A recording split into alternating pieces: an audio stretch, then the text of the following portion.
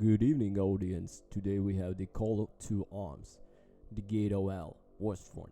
This is the modern follower of Behind the Enemy Lines.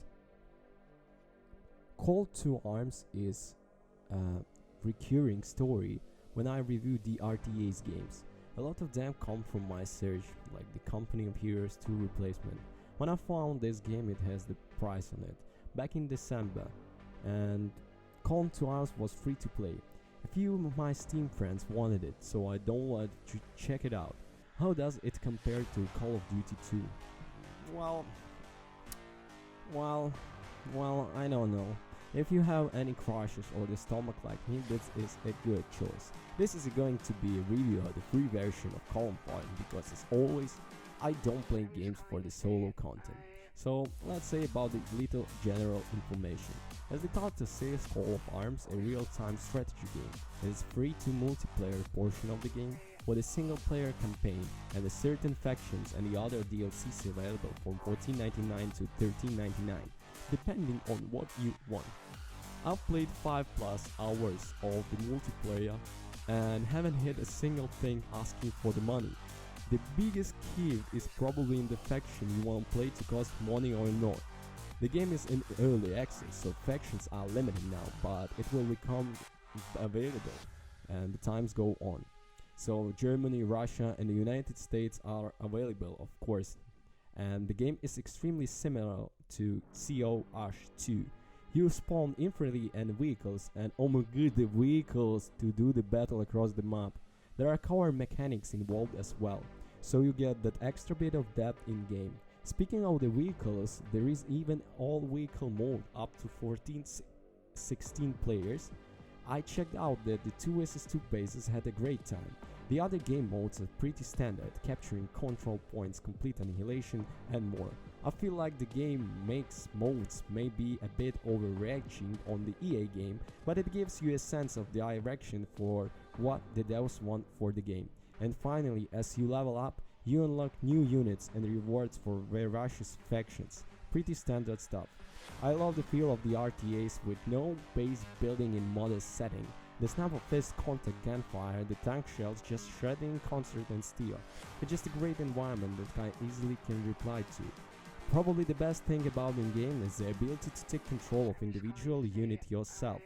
I think this is the secret game weapon, the hidden bar game.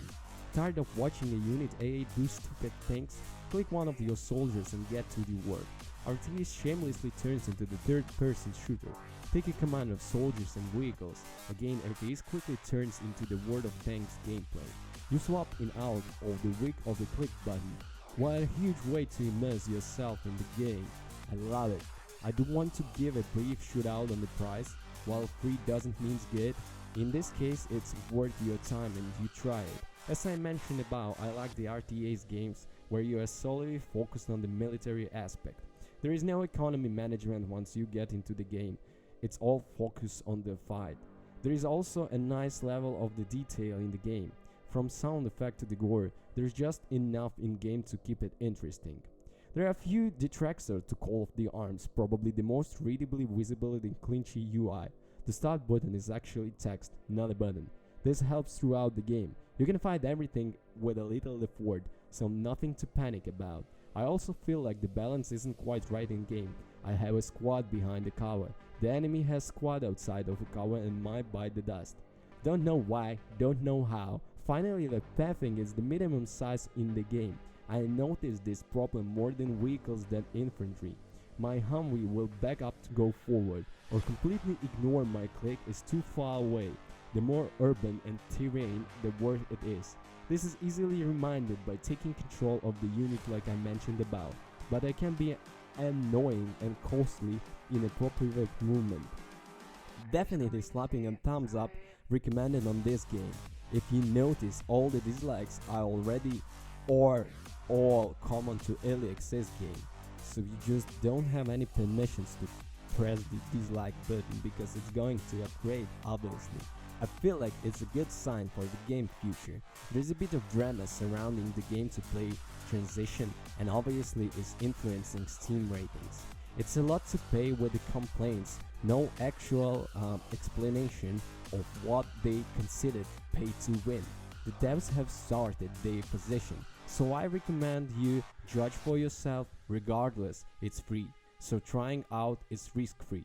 Call to Arms has a solid core to build on the future. Great mechanics, nice action visuals, and being free makes it really, really interesting to everybody. So, the problems. AI. As I said before, the AI is bad and understatement. The intelligence of your bots is very bad. The fighters will often not attack with enemy without your order. And if the enemy is in out of range the weapon, then the squad will not even think about shortening the distance or moving at all. At the same time, the computer, although not brilliant, looks like an intellectual against the background of units under the control of the player. They need to purchase 2 games at once, since Gate of Hell is add-on, so I think you definitely should try this game.